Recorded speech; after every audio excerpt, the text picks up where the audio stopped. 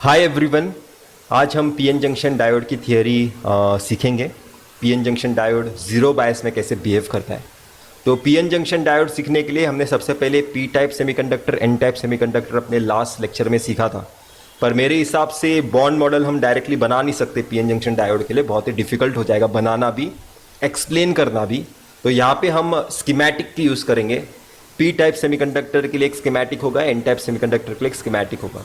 तो यहाँ पे आप देख सकते हो, यहाँ पे मैंने एक फॉस्फोरस एटम बनाया है और वो फॉस्फोरस एटम के लास्ट ऑर्बिट में 5 इलेक्ट्रॉन्स होते हैं। कितने होते हैं? 5 इलेक्ट्रॉन्स। तो फिफ्थ इलेक्ट्रॉन यहाँ पे है। तो मैंने आपको क्या बताया था, फॉस्फोरस एटम कैसा इम्प्यूरिटी है?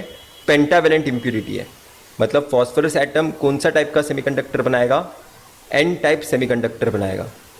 तो एन टाइप सेमीकंडक्टर को अगर आप T is equal to 300 kelvin में रखोगे तो क्या होगा? मैंने आपको बताया था, ये फिफ्थ इलेक्ट्रॉन फ्री हो जाएगा। ये फिफ्थ इलेक्ट्रॉन फ्री हो जाएगा। तो आप इसे इस तरह से इमेजिन कर सकते हो, एक एटम ने अपना एक इलेक्ट्रॉन खोया है।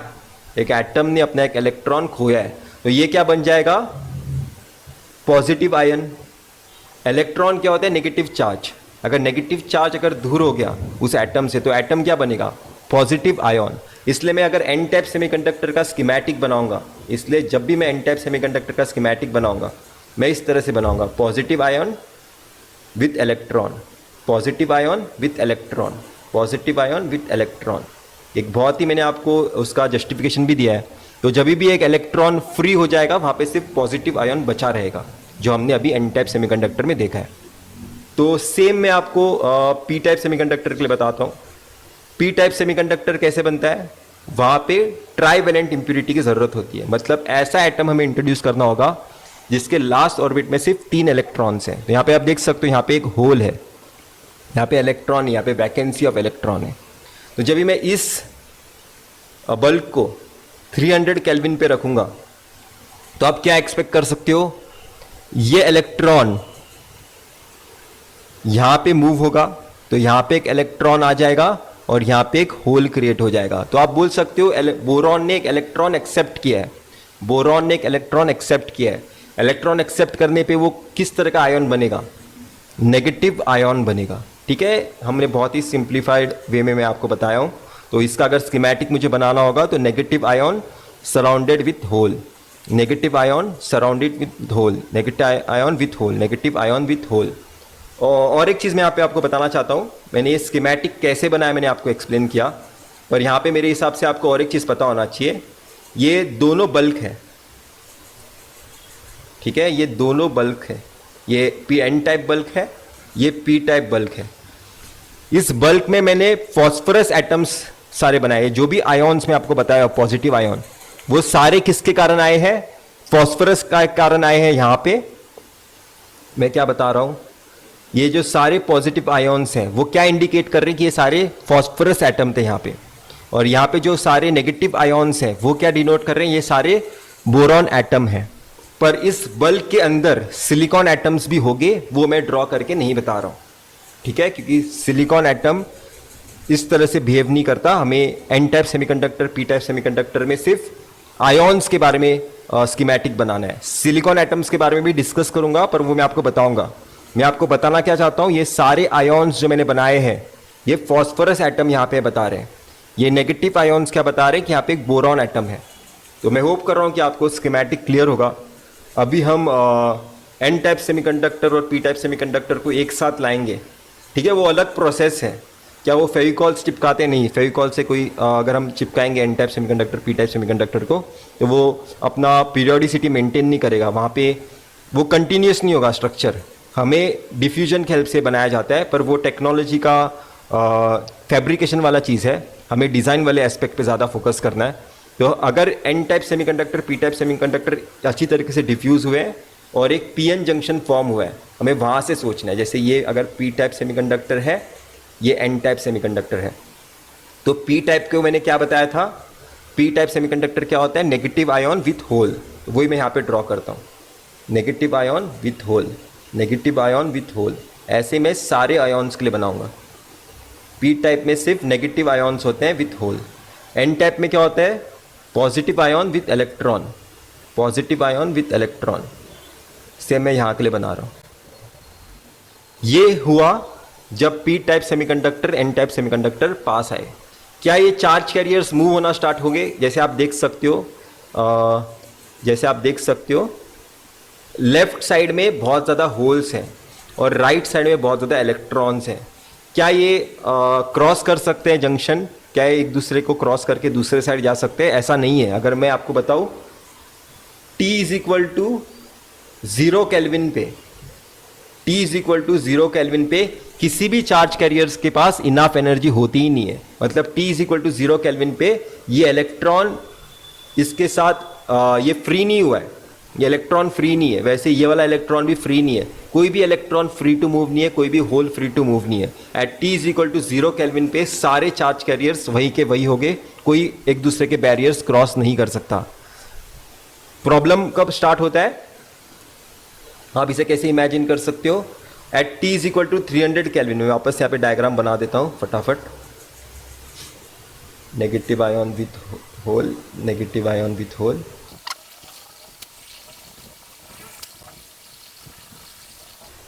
अभी तक मैंने आपको क्या बताया? T is equal to 0 kelvin पे किसी भी चार्ज कैरियर के पास इनफ एनर्जी नहीं होगी। पर जैसे मैं रूम टेम्परेचर की बात करता हूँ, T is equal to 300 kelvin की, अगर ये P टाइप सेमीकंडक्टर है और N टाइप सेमीकंडक्टर है, तो सारे बोरॉन एटम्स अपना एक होल फ्री कर सकते हैं। मैंने आपको सिखाया था रूम टेम्परेचर पे सारे बोरॉन एटम्स अपना होल फ्री कर सकते हैं मूव करने के लिए। वैसे रूम टेम्परेचर पे N टाइप सेमीकंडक्टर में सारे फॉस्फोरस एटम अपना इलेक्ट्रॉन फ्री कर सकते हैं मूव करने के लिए।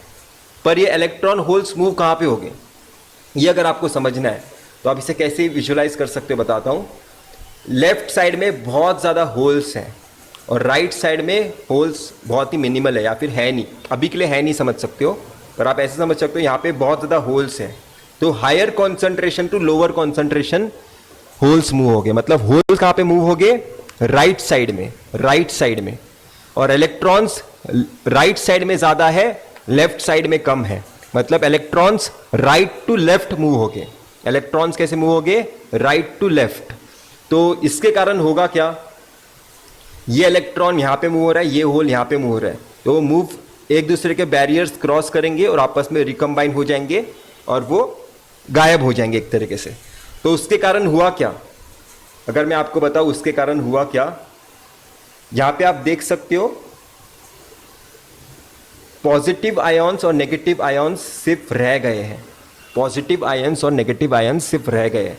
क्या ये एटम भी बैरियर क्रॉस करेगा? नहीं, एटम अपने ओन पोजीशन पे होगा। एटम हिलता है अपने ओन पोजीशन पे, पर वो इतना भी हिलता नहीं है कि वो बैरियर क्रॉस करके दूसरे सेमीकंडक्टर में चला जाए। चार्ज कैरियर्स जंक्शन क्रॉस कर सकते हैं, एटम्स जंक्शन नहीं क्रॉस कर सकते रूम टेम्परेचर पे। ठीक है, तो यहाँ पे हुआ क्या कि P टाइप में जो होल था और N टाइप में जो इलेक्ट्रॉन था वो जंक्शन के पास रिकम्बाइन हो गया, क्योंकि वो कॉन्सेंट्रेशन ग्रेडियंट होने के कारण इलेक्ट्रॉन लेफ्ट साइड में चला गया और जो P टाइप में जो होल था वो राइट साइड में चला गया, higher concentration to lower concentration. मैंने क्या बताया? ये वाला होल यहाँ पे मूव हो गया और ये वाला इलेक्ट्रॉन यहाँ पे मूव हो गया। तो जैसे उन्होंने जंक्शन क्रॉस किया वो आपस में रिकम्बाइन हो गए और यहाँ पे सिर्फ आपके पास एक नेगेटिव आयन का लेयर क्रिएट हो गया, एक पॉजिटिव आयन का लेयर क्रिएट हुआ है। तो आप यहाँ पे कैसे देख सकते हो इसे? यहाँ पे एक नेगेटिव चार्ज है और यहाँ पे एक पॉजिटिव चार्ज है। तो इसके कारण होगा क्या कि यहाँ पे एक built in voltage VB generate होगा, बिल्ट इन वोल्टेज VB। उसके कारण होगा क्या कि यहाँ पे एक इलेक्ट्रिक फील्ड जनरेट होगा जंक्शन के पास, जिसे मैं नाम दे रहा हूँ बिल्ट इन इलेक्ट्रिक फील्ड। तो आपको तो पता ही होगा, अगर नहीं पता है तो अभी सुन लो। इलेक्ट्रॉन इलेक्ट्रिक फील्ड के ऑपोजिट डायरेक्शन में मूव होता है और होल इलेक्ट्रिक फील्ड के सेम डायरेक्शन में मूव होता है। तो अगर आप देखोगे इस डायग्राम को, इलेक्ट्रिक फील्ड लेफ्ट साइड की तरफ है, इलेक्ट्रिक फील्ड लेफ्ट साइड की तरफ है, P साइड की तरफ है। तो होल जो अभी राइट साइड में मूव होने वाला था उसे इलेक्ट्रिक फील्ड क्या कर रही है? पुश कर रही है ऑपोजिट डायरेक्शन में। पहले होल ने क्या किया था? जंक्शन क्रॉस करने के लिए राइट साइड में उसने जंप किया था, N टाइप में जंप किया था, पर उस जंप होने के कारण और इलेक्ट्रॉन होल आपस में रिकम्बाइन होने के कारण वहां पे एक बिल्ट इन वोल्टेज क्रिएट हुआ। अभी वो बिल्ट इन वोल्टेज का जो इलेक्ट्रिक फील्ड है वो होल को लेफ्ट साइड में पुश कर रही है, लेफ्ट साइड में पुश कर रही है, मतलब फर्दर जंक्शन को क्रॉस करने से रोक रही है। और वैसे ही इलेक्ट्रिक फील्ड के ऑपोजिट डायरेक्शन में इलेक्ट्रॉन मूव होता है, मतलब इलेक्ट्रॉन जो पहले लेफ्ट साइड में जा रहा था, पर अभी इस इलेक्ट्रिक फील्ड के कारण इलेक्ट्रॉन अभी राइट साइड में पुश हो रहा है। तो मतलब मेरा होल जंक्शन क्रॉस होने से रोका जा रहा है और मेरा इलेक्ट्रॉन भी जंक्शन क्रॉस होने से रोका जा रहा है। इस प्रोसेस को हम कहते हैं कि मेरा पीएन जंक्शन डायोड इक्विलिब्रियम में आ गया, इक्विलिब्रियम में आ गया। इक्विलिब्रियम कंडीशन मतलब, इक्विलिब्रियम कंडीशन क्या है कि फर्दर चार्ज कैरियर होने से वो रोकता है। पहले क्या हुआ कि चार्ज कैरियर्स ने जंक्शन क्रॉस किया, आपस में रिकम्बाइन हो गए, पर रिकॉम्बिनेशन के कारण वहां पे built in electric field generate हुआ और उस बिल्ट इन इलेक्ट्रिक फील्ड ने फर्दर चार्ज कैरियर्स को जंक्शन क्रॉस करने से रोक दिया। तो अभी वो इक्विलिब्रियम कंडीशन में आ गया है। पर यहाँ पे और एक चीज़ हमें पता होनी चाहिए।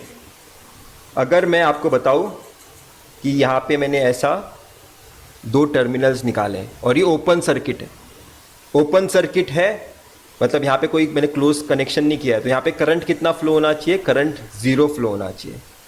पर हमने क्या देखा है, T is equal to 300 kelvin पे ये जंक्शन फॉर्म होने से पहले चार्ज कैरियर्स ने जंक्शन क्रॉस किए थे, चार्ज कैरियर्स ने जंक्शन क्रॉस किए थे, मतलब चार्ज कैरियर्स मूव हुए थे। और जब भी चार्ज कैरियर्स मूव हो गए वहाँ पे करंट प्रोड्यूस होना चाहिए। पर हमारे नॉर्मल जो हमारा एक्सप्लेनेशन है नेटवर्क थियरी का, कि अगर ओपन सर्किट होगा तो करंट 0 होना चाहिए। पर मैंने यहाँ पे क्या देखा है, T is equal to 300 kelvin पे कि मेरे चार्ज कैरियर मूव हुए थे, तभी तो यहाँ पे एक इलेक्ट्रिक फील्ड और वोल्टेज जनरेट हुआ है। ये वोल्टेज जनरेट होने का रीज़न क्या है कि वहाँ पे चार्ज कैरियर मूव हुए थे और आपस में रिकम्बाइन हुए थे। अगर चार्ज कैरियर मूव हुए हैं तो वहाँ पे करंट फ्लो होना चाहिए, पर मेरा ओपन सर्किट बता रहा है कि करंट 0 है, तो मतलब इसके ऑपोजिट डायरेक्शन में भी कुछ चीज़ हुआ होगा। तो वो मैं आपको अभी बताता हूँ। मैंने क्या बताया था, ये सारे क्या है, बोरॉन एटम्स हैं। ये सारे क्या है, फॉस्फोरस एटम है। पर क्या इस पूरे पीएन जंक्शन डायोड में सिर्फ फॉस्फोरस एटम और बोरॉन एटम थे? नहीं, यहाँ पे कुछ जंक्शन के बीच में सिलिकॉन एटम्स भी तो हो गए, राइट। जंक्शन के बीच में सिलिकॉन एटम्स हो गए, वैसे यहाँ पे भी कुछ सिलिकॉन एटम्स हो गए, यहाँ पे भी कुछ सिलिकॉन एटम्स हो गए। तो T is equal to 300 kelvin पे होगा क्या, सिलिकॉन एटम अपना एक इलेक्ट्रॉन और होल फ्री करेगा पैर में। इलेक्ट्रॉन जनरेट हुआ तो होल भी जनरेट होना ही चाहिए, इलेक्ट्रॉन जनरेट हुआ तो होल भी जनरेट होना ही चाहिए। अब क्या हो रहा है देखो, इस इलेक्ट्रिक फील्ड के कंसीडर करो, इलेक्ट्रिक फील्ड की डायरेक्शन क्या है, लेफ्ट साइड है। मतलब इलेक्ट्रॉन किस डायरेक्शन में मूव होगा, राइट साइड में, मतलब इलेक्ट्रॉन राइट साइड में मूव होगा। और इलेक्ट्रिक फील्ड के डायरेक्शन लेफ्ट साइड में, मतलब होल कहां पे मूव होगा, लेफ्ट साइड में। तो आप देख सकते हो यहां पे 2 चीजें हुई है, अभी मैं आपको बताता हूं। होल जो यहां पे बोरॉन एटम का होल था वो कहां पे मूव हुआ, राइट साइड में मूव हुआ। पर जो सिलिकॉन एटम का जो होल है वो कहां पे मूव हो रहा है, लेफ्ट साइड में मूव हो रहा है। वैसे ही एन टाइप को देखो, एन टाइप में जो ये फॉस्फोरस एटम है उसका इलेक्ट्रॉन कहां पे मूव हुआ था, लेफ्ट साइड में मूव हुआ था। पर जो सिलिकॉन एटम का इलेक्ट्रॉन है वो कहां पे मूव हो रहा है, राइट साइड में मूव हो रहा है। तो मैं क्या बोल सकता हूं कि जो पहले जो डिफ्यूजन हुआ था, डिफ्यूजन किसे कहते हैं अगर मैं आपको बताऊं, डिफ्यूजन उस प्रोसेस को कहते हैं जहां पे charge carriers without any electric field move होना स्टार्ट होते हैं। देखो पहले जब ये T is equal to 0 kelvin था, जब मैंने उसे T is equal to 300 kelvin पे रखा था, ये वोल्टेज बाद में जनरेट हुआ है। पहले चार्ज कैरियर्स मूव हुए विदाउट एनी वोल्टेज। मैंने क्या बताया था, यहाँ पे बहुत ज़्यादा होल्स हैं, यहाँ पे बहुत ज़्यादा इलेक्ट्रॉन्स हैं, तो higher concentration to lower concentration movement हुआ विदाउट इवन एनी वोल्टेज। तो पहले जो चार्ज कैरियर्स मूव हुए थे वो किस प्रोसेस के वजह से हुए थे, वो हुए थे डिफ्यूजन प्रोसेस से। और जो अभी सिलिकॉन एटम्स का मूवमेंट हुआ है, सिलिकॉन एटम्स के जो चार्ज कैरियर्स मूव हुए इलेक्ट्रॉन और होल, जो इस डिफ्यूजन प्रोसेस को एलिमिनेट कर रहे हैं या फिर नलीफाई कर रहे हैं, वो किसके इन्फ्लुएंस में हो रहे हैं, इस इलेक्ट्रिक फील्ड या फिर इस वोल्टेज के इन्फ्लुएंस में हो रहे हैं, या इस इलेक्ट्रिक फील्ड या फिर इस वोल्टेज के इन्फ्लुएंस में हो रहे हैं। तो ये वाला प्रोसेस क्या है, ड्रिफ्ट। तो हुआ क्या कि मेरा diffusion process equal to drift हो जाता है। तो जो करंट डिफ्यूजन के वजह से प्रोड्यूस हुआ होगा वो डिफ्यूजन ने सेम ऑपोजिट डायरेक्शन में प्रोड्यूस किया और इस तरह से मेरा करंट जीरो हो जाता है जीरो बायस में। अगर आपसे कोई पूछे कि करंट जीरो कैसे होता है पीएन जंक्शन डायोड में ओपन सर्किट में, जब पीएन जंक्शन डायोड जीरो बायस के साथ होगा, नो बायस, तो करंट जीरो क्यों होता है? क्योंकि डिफ्यूजन प्रोसेस बैलेंस आउट हो जाता है ड्रिफ्ट के कारण। डिफ्यूजन प्रोसेस को कैंसिल करता है ड्रिफ्ट। डिफ्यूजन का प्रोसेस क्यों हुआ था? कॉन्सेंट्रेशन ग्रेडियंट के कारण। क्यों हुआ था? यहाँ पे बहुत ज्यादा कॉन्सेंट्रेशन था होल्स का, तो होल्स राइट साइड में मूव हुए। यहाँ पे बहुत ज्यादा कॉन्सेंट्रेशन था इलेक्ट्रॉन्स का, तो इलेक्ट्रॉन्स लेफ्ट साइड में मूव हुए। यहाँ पे कोई वोल्टेज नहीं था, इसलिए इसे कहते हैं डिफ्यूजन प्रोसेस।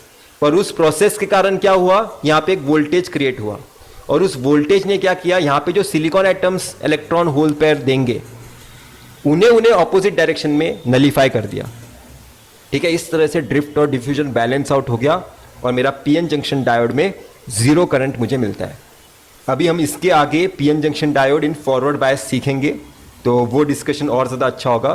तो हम नेक्स्ट वीडियो में मिलते हैं। बाय।